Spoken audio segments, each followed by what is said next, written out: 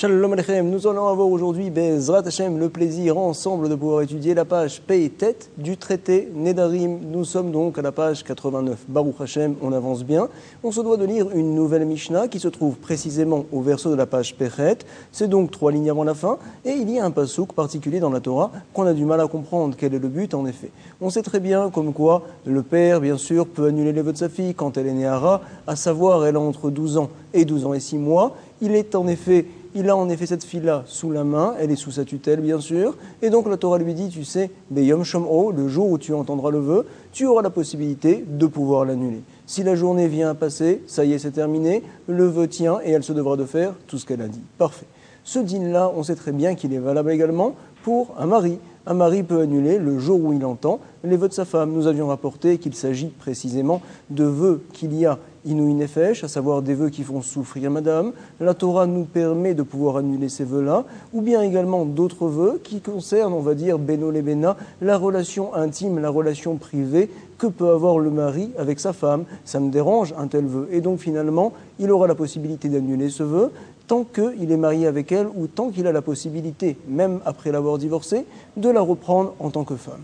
Si par contre, par la suite, elle vient se marier avec quelqu'un d'autre, alors ce vœu-là reviendra de lui-même. Parfait. C'est un point très important que l'on se doit de connaître, que l'on a vu, et grâce à ça, on va voir que l'on ne comprend pas justement la suite du pasouk. Il est marqué dans la Torah, tu sais, comme quoi une femme qui est veuve ou bien qui est gerusha, divorcée, alors elle, tout ce qu'elle a dit, elle se devra de le réaliser. En effet, son mari n'a pas la possibilité d'annuler le vœu. Il n'y a pas de mari, en effet. Il est mort ou bien peut-être il l'a divorcé. C'est la raison pour laquelle personne ne peut annuler le vœu.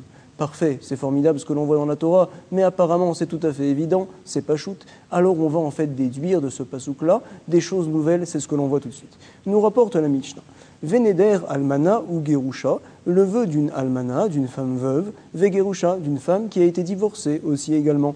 Yakum aleha, il va donc se tenir sur elle ce vœu-là, elle se devra de faire toutes ces paroles. Keitzad, nous allons expliquer comment, à savoir dans quel cas précisément. Alors, Amra, Areni, Nezira, Leachar Shloshim Yom. Si jamais madame a dit, je prends sur moi d'être nazir. Un nazir, c'est quelqu'un qui décide désormais de ne pas boire du vin, de ne pas manger des raisins également, de ne pas être au contact des morts et également de laisser pousser ses cheveux. On en parlera, Bezrat Hashem, dans le traité nazir qui vient après, justement, le traité Nedarim. En tout cas, madame a pris sur elle d'être nazir. Mais quand ça? Elle a dit, dans 30 jours, Leachar Shloshim Yom. Ketsat, Amra, Areni, Nezira, Leachar Shloshim Yom. Voici les paroles de madame. Et donc, on rapporte, tu sais, bien que Afralpi, Sheniset, Betor, Shloshim, bien qu'elle s'est mariée par la suite pendant les 30 jours, à savoir 10 jours après ses paroles, c'est vrai qu'elle était veuve à ce moment-là, c'est vrai qu'elle était divorcée, mais juste après, elle s'est mariée au bout de 10 jours. Et finalement, quand elle devait commencer à être nazir, elle était déjà mariée. Peut-être, vais-je dire, que le mari pourrait annuler ce vœu-là. On irait peut-être d'après le moment où commence l'interdiction, donc qui a été entraîné par ces paroles. On regarde ce moment-là, et si jamais madame est mariée à ce moment-là, le mari pourrait annuler le vœu. On va dire que non. On va d'après le moment où madame, tu as parlé. Si quand tu as parlé, tu étais veuve, si quand tu as parlé, tu étais divorcée, alors c'est terminé. Même si par la suite, quand le vœu va commencer, tu es marié, mais comme quand tu as parlé, tu n'avais pas de mari, alors finalement le vœu ne peut pas être annulé. C'est ce que l'on dit tout de suite. Afralpi, nous sommes à la dernière ligne. Bien que chez Nisert, Betor Shloshim Yom, c'est vrai qu'elle s'est mariée, madame, Betor Shloshim Yom, pendant les 30 jours. Et donc, quand a commencé le vœu, elle était déjà mariée. Quand même, le mari ne peut rien faire. Et no yachol les affaires, il ne peut pas les affaires annuler ce vœu-là. Parfait.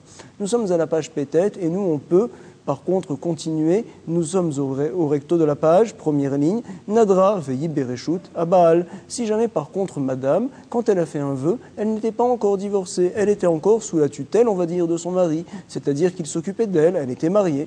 Alors on dira, mais faire là, il a la possibilité, le mari, de pouvoir annuler le vœu, Keitzad. Nous allons expliquer comment. Amra, Areni Nezira, Leachar Shloshim.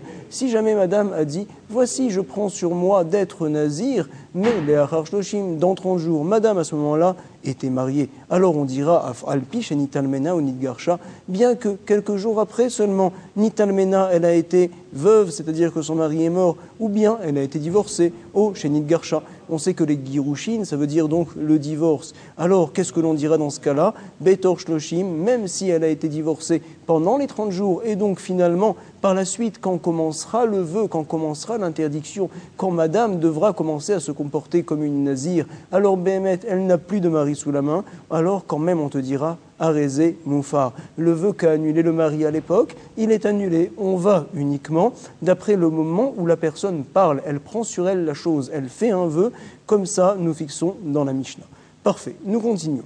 Nadrabo Bayom, nous sommes au début de la 4e ligne. Si jamais madame a fait un vœu, une journée, donc le début du jour, on va dire, le matin. Venit Garshabo Bayom, tout de suite, elle a été divorcée, ça n'a pas réussi, dans la même journée. Irzirabo Bayom, il l'a récupérée, par la suite il s'est remarié avec elle, tout de suite il a changé d'avis, le même jour, Bayom, et no Yachol les affaires. Parfait. Le mari demande, peut-être aurais-je la possibilité d'annuler le vœu, finalement, puisque donc elle a fait le vœu ce matin, moi je l'ai entendu ce matin le vœu, et maintenant, avant le soir, je décide de l'annuler. Est-ce que ça serait bon? On lui dit non, ça ne va pas marcher. Et no Yachol les affaires. Yachol, ça veut dire pouvoir. Il n'a pas la possibilité d'annuler le vœu. Pourquoi? Finalement, ce vœu-là, quand est-ce qu'elle l'a fait? Avant ton mariage, avant ton deuxième mariage. Est-ce qu'elle était mariée avec toi au départ? Béhémet, ça ne nous concerne pas maintenant. Toi, donc, à cette heure-ci, tu es remarié avec elle d'un deuxième mariage. Et le vœu qu'elle a fait, c'était avant le deuxième mariage. C'était donc au moment du premier mariage, quand elle était encore sous ta tutelle, lors des premiers Kedushin qu'elle avait fait avec toi. C'est la raison pour laquelle un mari ne peut pas annuler Bekodmin, les vœux qui ont été faits auparavant, et no yacholé à faire. Zé aklal, voici le klal, voici le principe. Ici, on va expliquer également au sujet donc du mari, kol sheyatsa les reshutatzma, dès que madame est sortie les reshutatzma, donc dans son reshut à elle-même, c'est-à-dire dès qu'elle s'est décollée, on va dire, de son mari, ça parle également au sujet du père, pareil, dès qu'un petit instant elle n'est plus sous la tutelle de son père, même si par la suite elle revient, bien que c'était sha'achat, un petit instant, et no yacholé à faire, ça y est, c'est terminé, le contact a été coupé, aussi bien au sujet du père, aussi bien au sujet du mari, et donc le vœu ne peut pas être annulé. Parfait. Voici les dynimes qu'on a vus dans la Mishnah, et nous allons continuer Bessiat Adishmaya. Tania, il a été enseigné dans une braïta. On va voir finalement que ce que l'on voit dans la Mishnah, c'est pas tout le monde qui pense une telle chose, c'est en effet une marloquette, Rabbi Ishmael et Rabbi Akiva. Certains disent que Rabbi Ishmael c'était le Rav de Rabbi Akiva. C'est la raison pour laquelle on le rapporte en premier ici. Tania, Almana vegerusha, chez Amra, Hareni, Nezira, Lekeshenase, Veniset. Voici qu'une Almana, une femme veuve, vegerusha, une femme divorcée, chez Amra, elle a dit, Hareni, Nezira, voici que je prends sur moi d'être nazir. Attention, quand? Lekeshenase, quand je vais me remarier. Dès que mon prochain mari me donnera la bague, à ce moment-là, je prendrai sur moi d'être nazir, je serai nazir. Voici les paroles que madame a dit, donc au moment où elle était veuve. Par la suite, elle s'est mariée, Vénisset. Tout de suite, donc, elle doit commencer à être nazir, bien sûr. Voici ses paroles. Rabbi Ishmael Omer, quel sera le dîn? Est-ce que le nouveau mari aura la possibilité d'annuler le vœu que madame a fait précédemment ou pas? Rabbi Ishmael, il va me dire, oui, c'est bon. Omer, y a faire. On voit que ça ne va pas comme la Mishnah. C'est-à-dire que, puisque madame, bien qu'elle était veuve, elle n'avait pas de mari quand elle a parlé, on ne regarde pas le moment où elle a parlé. On regarde donc le moment où commence le Issour. Il commence le Issour, à savoir d'être nazir au moment où tu es marié, ton mari a la possibilité d'annuler le vœu. Comme ça tient Rabbi Ishmael contre Rabbi Akiva. Rabbi Ishmael Omer, Yafer. Et Rabbi Akiva n'est pas d'accord. Il nous dit, nous sommes au début de la 9e ligne. Rabbi Akiva Omer, Lo Yafer, il ne peut pas justement annuler le vœu. Rabbi Akiva, on va le voir tout de suite, c'est l'auteur de notre Mishnah. Tout dépend du moment où madame fait le vœu. Si au moment où elle fait le vœu, madame est veuve ou bien elle est divorcée, elle n'a pas de mari, alors finalement, personne ne pourra par la suite lui annuler le vœu. Si par contre, donc madame, quand elle fait un vœu, elle est mariée, même si par la suite, lorsque va commencer le issour de son vœu, alors elle sera déjà divorcée, quand même le mari, ce qu'il a annulé, ça marche. Comme ça, nous voyons selon Rabbi Akiva, c'est l'auteur de la Mishnah. Rabbi Ishmael, nous voyons tout de suite dans la Braïta, qu'il n'est pas d'accord. Il pense comme quoi tout dépend du moment où commence le issour. Si elle est mariée, alors le mari peut annuler. Si elle n'est pas mariée, le mari ne peut pas annuler. Parfait. Comment je vais retenir une telle chose, nous rapporte la Gemara. Vesimana, voici le siman, voici comment on va retenir la chose mémotechnique. Il y a l'ali, yud, lamed, yud. à savoir Yud, ça veut dire Yafer, c'est la première lettre de Yafer. Le Lamed, ça veut dire Lo Yafer, au contraire, il ne va pas annuler le vœu. En général, on met toujours Rabbi Ishmael au départ et Rabbi Akiva par la suite. Certains disent que Rabbi Ishmael, c'était le Rav justement de Rabbi Akiva. Pour nous dire donc, dans le premier cas, que pense Rabbi Ishmael? C'est le Yud de Yalili, à savoir Yafer, il peut justement annuler le vœu. Et par contre, Rabbi Akiva va nous dire non, Lo Yafer, il ne peut pas annuler le vœu. Qu'est-ce que l'on dira dans le deuxième cas qu'on va citer tout de suite? Les opinions, c'est un inverse, à savoir Eshetish, chez Amra, Areni Nézira. Voici qu'une femme qui était mariée, alors elle a dit chez Amra, Areni Nézira, je prends sur moi d'être nazir quand ça, les Keshe et Galresh, quand je serai divorcée de mon mari. Tout de suite, dès qu'il me donne le guet, dès qu'il me donne l'acte de divorce, alors je sois nazir. Voici ses paroles. Par la suite, elle a été divorcée, Vénit Garsha. Quel sera le din? Alors on va voir Rabbi Ishmael Omer, Lo Yafer, c'est-à-dire que c'est le Lamed dans Yadali. Il nous dit, le vœu, tu sais, ton cher mari n'aura pas la possibilité de pouvoir justement l'annuler. Pourquoi? Parce qu'en fait, tu as pris sur toi d'être Nézira quand tu ne seras plus avec lui, quand tu seras libre de ton mari. Et donc, quand le Issour commence, ton mari n'est déjà plus là. C'est la raison pour laquelle ces paroles qu'a dit ton mari d'annuler le vœu, même s'il a dit au départ, ça n'a pas marché du tout. Lo Yafer. Rabbi Akiva n'est pas d'accord et c'est le Yud de Yalali qu'on voit tout de suite, vers Rabbi Akiva Omer, Yafer, le vœu, il a la possibilité de l'annuler. Puisque toi, madame, quand tu as ouvert ta bouche, quand tu as parlé, tu as pris sur toi quelque chose, alors à ce moment-là, même tu étais justement marié, ton mari a la possibilité, sans problème, de pouvoir annuler le vœu. Yalali, parfait. Vers Rabbi Akiva Omer, Yafer. Amar Rabbi Ishmael, Haré ou Omer, Rabbi Ishmael va apporter une preuve. D'où c'est qu'ils apprennent une telle chose des psukim? Il est marqué là-bas, Vénéder, Almana ou Gerusha, et le vœu d'une Almana, d'une veuve, Vegerusha, et d'une femme qui est justement divorcée. Qu'est-ce que l'on apprend de cela? Ad Sheyehe Neder Beshat Almanut Vegirushin, jusqu'à ce qu'il y ait le vœu Beshat Almanut au moment où madame est Almana, elle est veuve, Vegirushin, ou bien qu'elle est divorcée. On comprend en fait ici, que ce soit selon Rabbi Akiva ou selon Rabbi Ishmael, le mot Neder dont on parle dans la Torah, en fait vient nous faire allusion, on va dire, au moment où commence le Issour. Et donc, comme ça va lire Rabbi Ishmael, Vénéder, Almana ou Gerusha, lorsque commencera le Issour des paroles de madame, si à ce moment-là elle est Almana, elle est veuve, ou bien elle est Gerusha, elle est divorcée, alors personne ne pourra lui annuler le vœu. Hacheyehe, jusqu'à ce que soit Neder, à savoir le moment du Issour, donc qui a été entraîné par ces paroles, Beshat Almanut Vegirushin, au moment où elle était Almana, ou bien elle était divorcée Gerushin. Parfait. On voit donc, selon Rabbi Ishmael, que tout dépend du moment du Issour. Rabbi Akiva va nous dire non, il y a un autre pasouk. Rabbi Akiva savoir Haré ou Omer, voici que Haré ou Omer, il a été dit dans un autre pasouk. On ne va pas d'après le moment où commence le Issour, on va d'après le moment où donc il y a des paroles qui interdisent. Le moment des paroles, c'est donc le Lachon, Kol Asher Asra al-Nafsha. Tout ce que madame a interdit al-nafsha sur elle-même, c'est-à-dire qu'on va d'après le moment où madame a décidé de s'interdire la chose. Hacheyehe, Issourei Neder, jusqu'à ce que soit le Issour qui a été créé par le Neder, par la parole, Beshaat Almanud Vegerushin, au moment où madame, elle était almana, elle était veuve, ou bien elle était divorcée. Selon Rabbi Akiva, on va d'après les paroles, on a donc un pasouk clair. Parfait. Nous avons Béhémet un problème. Que va faire Rabbi Ishmael de l'autre pasouk? Que va faire Rabbi Akiva de l'autre pasouk également? C'est justement, on va avoir une demi-réponse par la suite avec Abaye. En tout cas, Amar Afrizda, Matnitin, Rabbi Akivaï. Notre Mishnah, bien sûr, va comme l'opinion de Rabbi Akiva. On va d'après le moment où madame parle. Parfait. Abaye va nous dire non. On peut très bien expliquer que notre Mishnah va également d'après l'opinion de Rabbi Ishmael. Incroyable. Abaye Amar, on va dire qu'on est environ 12 lignes, 13 lignes peut-être, avant la fin de la page Pétet, au recto de la page, début de ligne. Et donc, Abaye Amar, Afilou même, Théma Rabbi Ishmael, tu peux très bien dire que l'auteur de notre Mishnah, c'est Rabbi Ishmael également, il sera d'accord.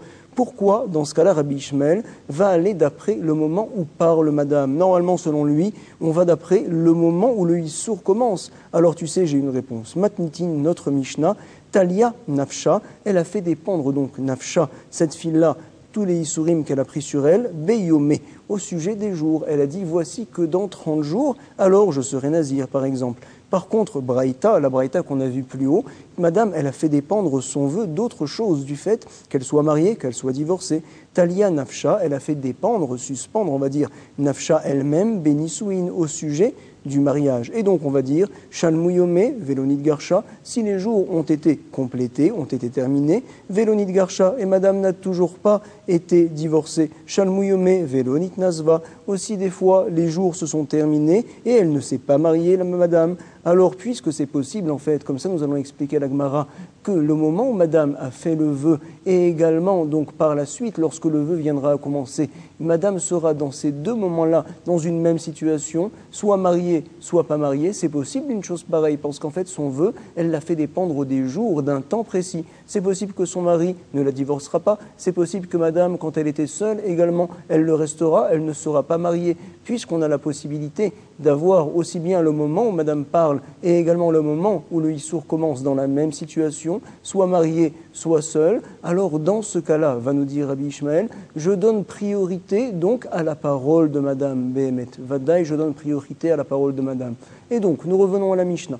Si jamais madame a dit, voici que je décide d'être Nézira dans 30 jours, et finalement, cette fille-là, maintenant, c'est vrai qu'elle n'était pas mariée, par la suite, au bout de 10 jours, Mazal Tov, elle s'est mariée. Qu'est-ce que l'on dira dans ce cas-là? Le mari aurait-il la possibilité d'annuler le vœu? Non.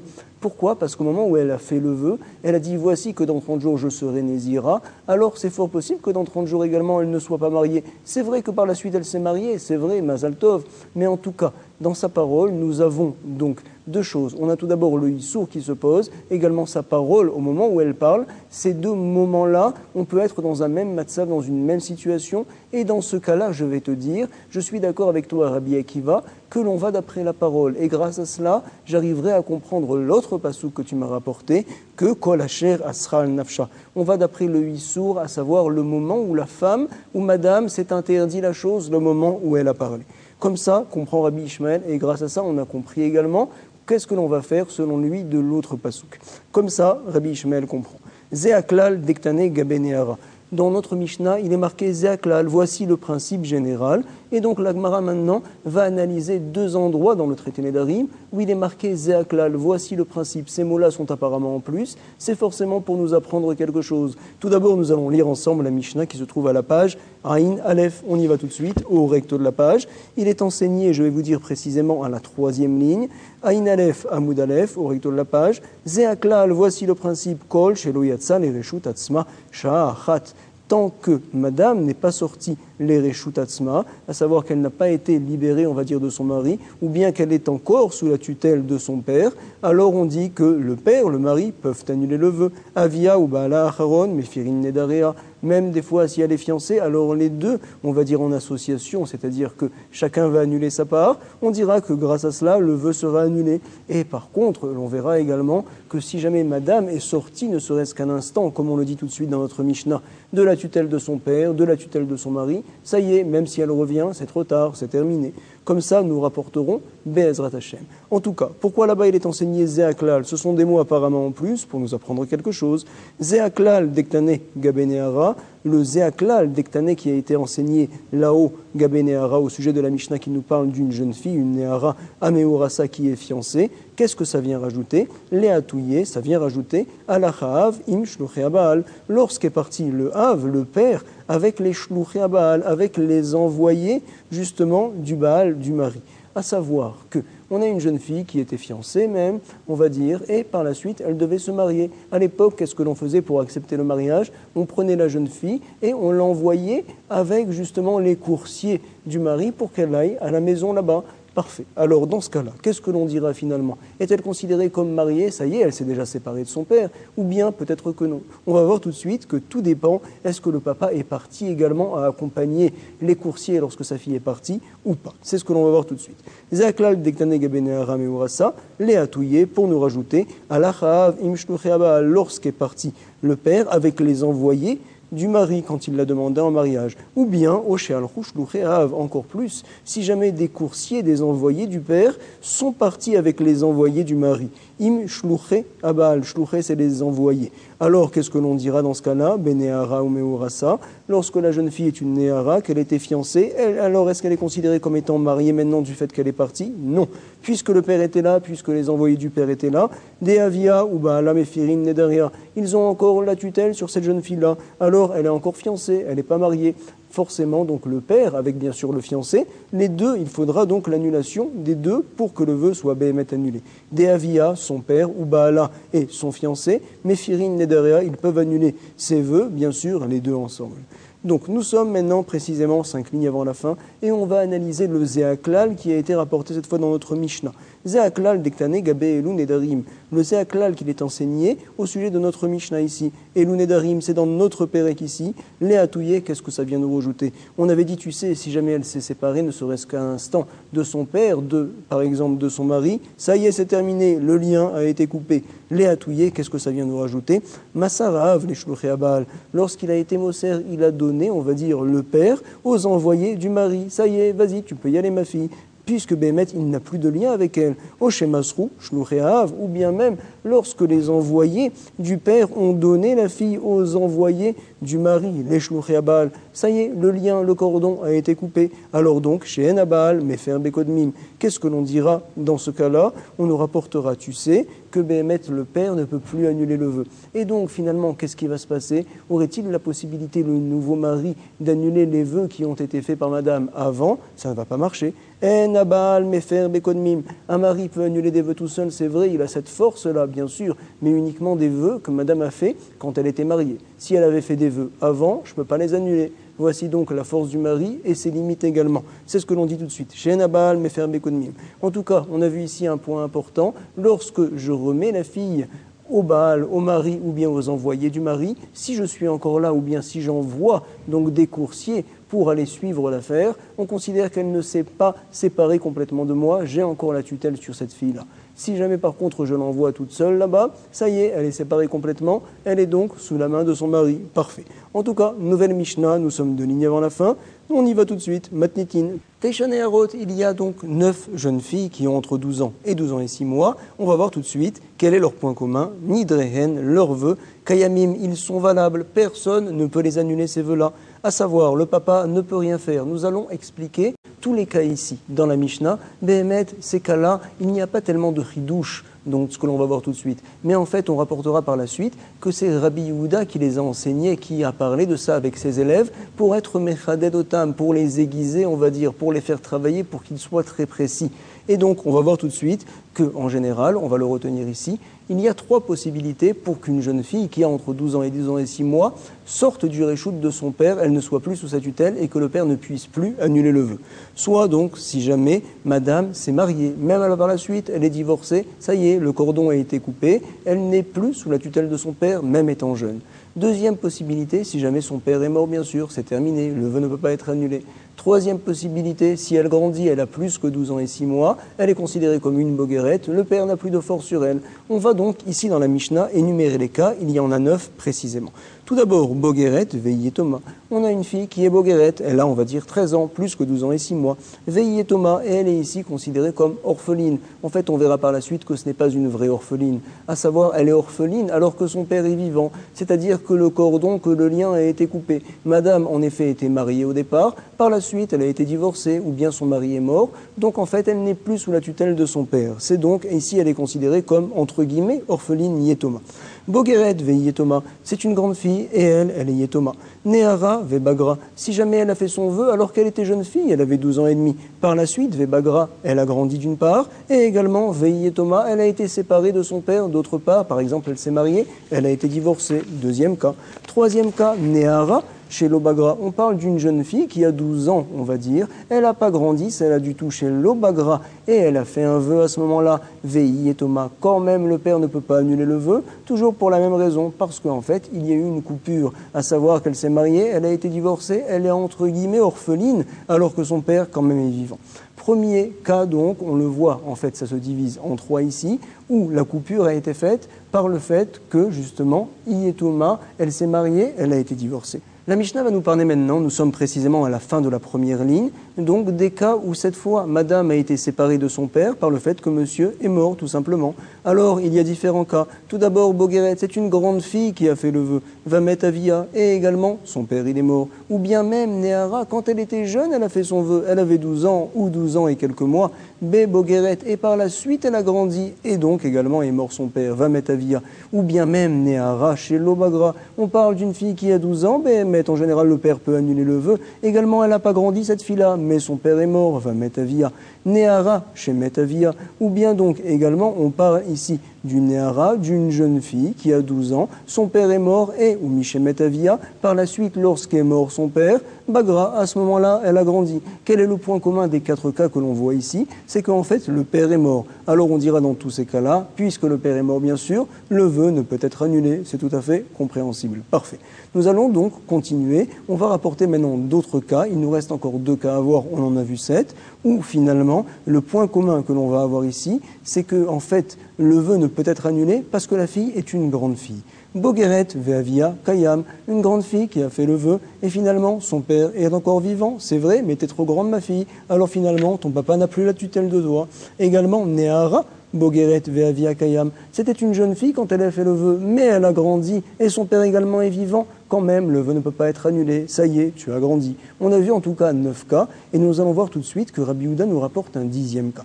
Rabbi Yehuda Omer, Af également, Hamasi, Bito, Aktana, quelqu'un qui vient marier, Bito, sa fille, Aktana, qui est une petite fille, elle a moins que 12 ans cette fille-là, et tout de suite, Venitalmena, elle est devenue veuve, son mari est mort, ou bien elle a été divorcée, elle était encore petite cette fille-là, oh Nidgarsha, Vechazra Etzlo, forcément, elle est revenue chez papa, le papa aurait la tutelle d'elle. Est-ce que l'on dirait aussi également que le père ne peut pas annuler le vœu? Eh bien oui, Adaïn, Inéhara, bien que maintenant encore elle est Néhara, cette fille-là, elle a entre 12 ans et 12 ans et 6 mois, bien sûr ses vœux sont des vœux, c'est pour ça que l'on parle maintenant de Néhara, en tout cas elle n'a pas grandi, et finalement tout le mariage qui s'est passé c'est quand elle était toute petite, cette fille-là, quand même on considère que la coupure a eu lieu.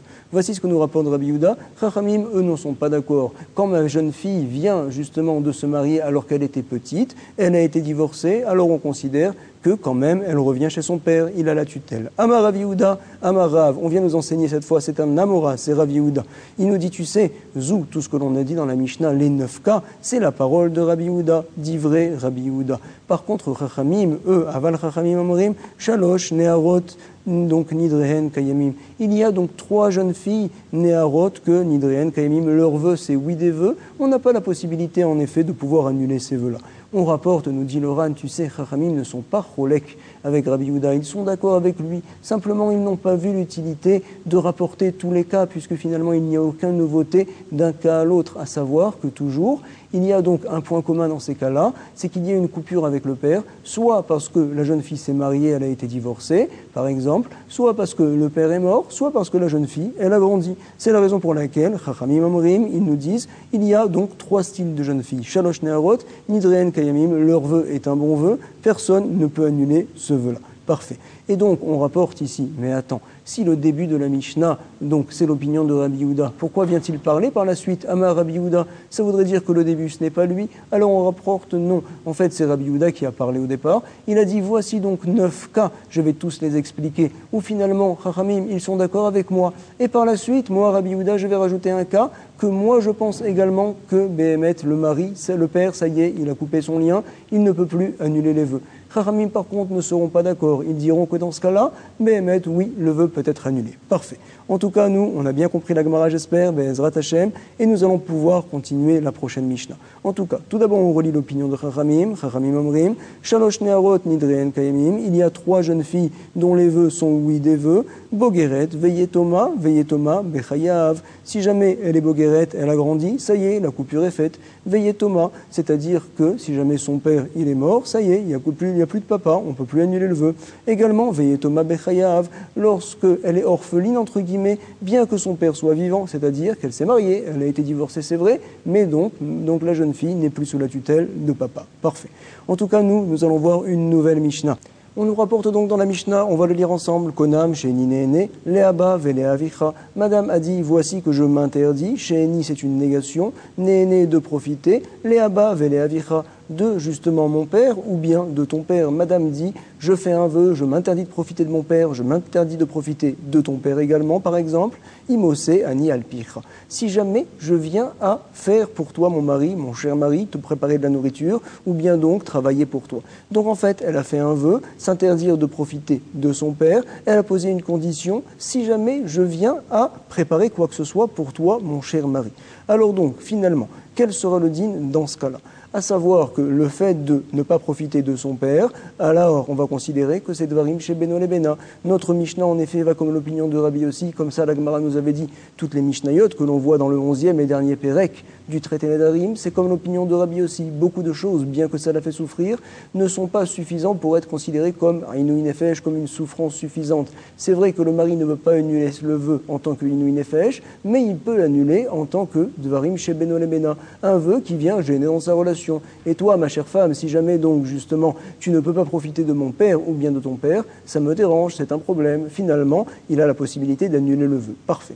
Mais là, il y a une condition. Et finalement, tant que la condition n'a pas été réalisée, le vœu n'a toujours pas commencé. C'est quoi la condition? Si jamais je viens, mon cher mari, à te préparer par exemple un plat, à faire quelque chose pour toi, à travailler pour toi. On parle par exemple d'une femme qui n'est pas nourrie par son mari. Et donc finalement, elle n'a aucune obligation de lui faire presque rien. Et donc, elle dit, voici que si jamais je viens à te préparer à manger ou à faire quoi que ce soit pour toi, alors, Béhémet, à ce moment-là, je n'aurai pas le droit de profiter de mon père, de profiter de ton père. Alors on dira quand même, bien que le vœu n'a pas vraiment commencé, parce que la condition n'a pas été enfreinte, quand même le vœu peut être annulé, on en parlera par la suite. Je relis. Konam she'eni ne'ene le'aba vele avicha, imoseani alpicha.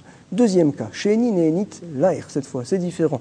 Je m'interdis, dit madame, de profiter de toi, she'eni ne'enit l'ach. Im osani alpiaba, si jamais je viens donc préparer pour mon père, quoi que ce soit, ve alpiavicha, ou bien faire quelque chose pour ton père, mon cher mari. Voici que je m'interdis désormais de profiter de toi. Donc en fait ici, c'est l'inverse, à savoir que madame s'est interdit de profiter de son mari cette fois, et que la condition cette fois, elle est au sujet du papa. Si jamais je viens à faire quoi que ce soit pour ton papa. Alors donc, venez, on analyse l'affaire. Finalement, ne pas profiter de son mari, c'est quelque chose qui est impossible, c'est une grande souffrance, même pour Rabbi aussi. C'est considéré comme Inouï Nefesh, une grande souffrance. Le mari peut annuler. Mais Béhémet, ici, le vœu n'a toujours pas commencé. Il faudrait donc que madame vienne à préparer quoi que ce soit, de la nourriture, pour le papa ou pour le beau-père. Et donc, finalement, peut-être qu'elle ne préparera rien, elle peut peut-être se retenir de faire une telle chose. Quand même, on dit, tu sais, normalement, elle n'arrivera pas à se retenir une telle chose. Vadaï qu'elle va préparer à manger à son beau-père ou à son père, et par la suite, elle ne pourra pas profiter de son mari. Alors, quel sera le dîn? À Rézeï à faire, quand même, dès maintenant, le mari peut annuler le vœu.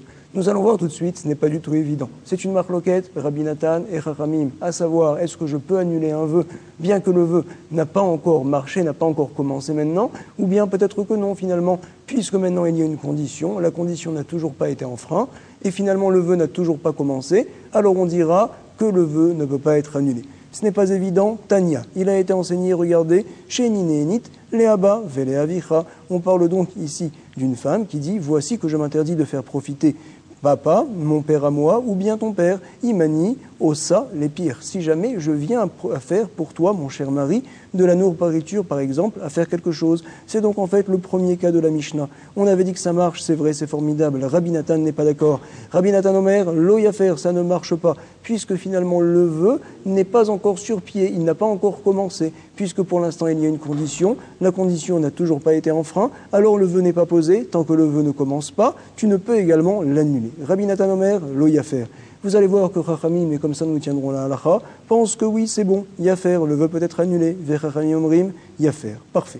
Autre marloquette, dans le même sujet toujours, Netulani mina Yehudim. Si jamais madame vient à dire, voici que je suis retiré de tous les juifs, à savoir, je m'interdis, dit madame, d'avoir des relations avec peu importe tout juif qui soit. Bien sûr qu'il y a son mari aussi parmi les juifs, et donc elle ne peut pas aller avec son mari, c'est une souffrance dans ce cas-là. Elle dit, attention, il y a une condition, im mesham shater. Si jamais je vais avec toi, mon cher mari, ne serait-ce qu'une fois, par la suite, je n'aurai plus le droit d'aller avec aucun homme, y compris toi, mon cher mari. Donc finalement, le vœu n'a toujours pas commencé. C'est vrai finalement que le vœu et la condition sont sur le même sujet, au sujet justement d'avoir des relations privées. C'est vrai que finalement, monsieur ne peut pas aller maintenant avec elle, c'est vrai, mais le vœu n'a toujours pas commencé, parce qu'en fait, la condition n'a pas été enfreinte, et donc il n'y a pas vraiment d'interdiction à cause du vœu. L'interdiction est à cause de la condition, on va dire, pas à cause du vœu. Le vœu ne s'est pas posé, n'a pas commencé.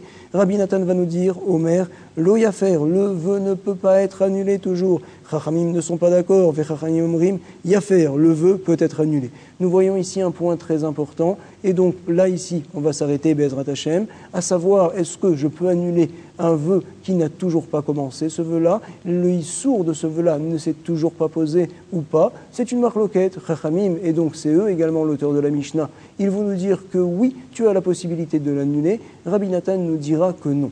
Petit point, petite parenthèse, nous rapporte le Ran, tout ce que Rabbi Nathan nous dit comme quoi c'est pas bon, c'est uniquement quand il y a une condition. C'est possible que la condition ne soit jamais enfreinte et que le vœu ne commence jamais, ne se pose jamais. C'est vrai que c'est rare en général, mais quand même, c'est possible. Dans ce cas-là, il faut que le vœu commence pour que tu puisses l'annuler. Mais par contre, si jamais je viens à dire, voici que je m'interdis les fruits dans 30 jours, c'est vrai que les 30 jours ne sont pas arrivés, le Issour n'a pas commencé. Mais en fait, nous rapporte le Ran, le vœu s'est déjà posé. Il s'est posé dès maintenant, de manière sûre, au sujet du fait que dans 30 jours, je n'aurai pas le droit de manger des fruits. En tout cas, j'espère justement qu'on aura la possibilité de réviser cette page-là et que ça ne soit pas dans 30 jours, que ça soit tout de suite Bessiat Adishmaya. En tout cas, je vous souhaite beaucoup de Hatzlacha d'une part. Deuxième chose également, récapitulatif, on avait dit dans la Mishnah que Marloket, Rabbi Ishmael, Rabbi Akiva, notre Mishnah c'est vrai, apparemment c'est Rabbi Akiva qui dit comme quoi on va d'après le moment où madame parle. Quand tu parles, si tu étais veuve, même si après tu te maries, le mari ne peut pas annuler le vœu. À l'inverse, si quand tu parles, tu es marié, même si, Béhémet, par la suite, tu as dit par exemple, je m'interdis des fruits dans 30 jours, je serai nazir dans 30 jours, et qu'au bout de 10 jours, tu as été divorcé, c'est vrai. Donc dès que le Issour a commencé, alors ton mari n'était déjà plus là, c'est vrai. Mais ce qu'il a annulé, ça marche. On va d'après tes paroles. Rabbi Ishmael n'est pas d'accord. On ne va pas d'après les paroles, on va d'après quand commence le Issour. Parfait. On a rapporté également des psukim, chacun un pasouk sur lequel il peut s'appuyer. Nous, la Gemara nous avait dit, tu sais, il y a l'opinion de Abaye contre Rafrizda qui nous rapporte Rabbi Ishmael sera d'accord, c'est lui également l'auteur de la Mishnah, qu'on va d'après la parole, justement, lorsque la parole et le moment du Issour peuvent être dans un même contexte, dans un même matzav. Par exemple, je décide d'être nazir dans 30 jours. Maintenant, elle est mariée, c'est possible que dans 30 jours également elle soit mariée. Même si elle était divorcée, on va d'après la parole. Ou bien à l'inverse, voici que je suis nazir dans 30 jours, maintenant elle est veuve. C'est possible que par la suite également elle soit veuve, même si elle s'est mariée entre-temps. Alors on dira que l'on va d'après la parole, le mari ne peut pas annuler le vœu. Quand est-ce que l'on considérera que l'on va d'après le début du Issour? Vient nous dire Rabbi Ishmael, c'est donc quand finalement elle a dit madame, voici que je serai nazir quand je me marierai, ou bien voici que je serai nazir, madame était mariée, quand je serai divorcé. Finalement, le moment où commence le Issour et la parole sont deux moments qui sont complètement différents. Alors là, va nous dire Rabbi Ishmael justement, on va aller d'après le début du Issour. Et nous allons rajouter un petit point très important, c'est quoi l'asbara de Rabbi Ishmael? C'est que justement, quand monsieur par exemple est marié et il sait que madame ne sera nazir que quand elle sera divorcée de lui, finalement ça ne le touche pas, c'est la raison pour laquelle il ne peut pas annuler le vœu. Ou bien dans un cas où oui, madame est veuve, et donc elle a dit, voici que quand je me marierai, alors je serai nazir. Finalement, puisque quand tu te maries, ça vient à toucher ton mari, que maintenant tu vas être nazir, alors le mari peut annuler le vœu. Parfait. Premier point très important qu'on a vu dans la Mishnah. Deuxième point, on a cité donc tous les cas où la jeune fille se sépare de son père, soit parce qu'il vient à mourir, bien sûr, soit parce que madame s'est mariée, bien qu'étant divorcée par la suite, ça y est, le cordon est coupé. Ou bien, par exemple, si jamais la jeune fille a grandi, alors on considère que tout est coupé. J'espère, je vous souhaite beaucoup de Hatzlacha, une bonne révision, Chazak Ubaruch, Toda Rabba, Kol Tov, Shalom Shalom.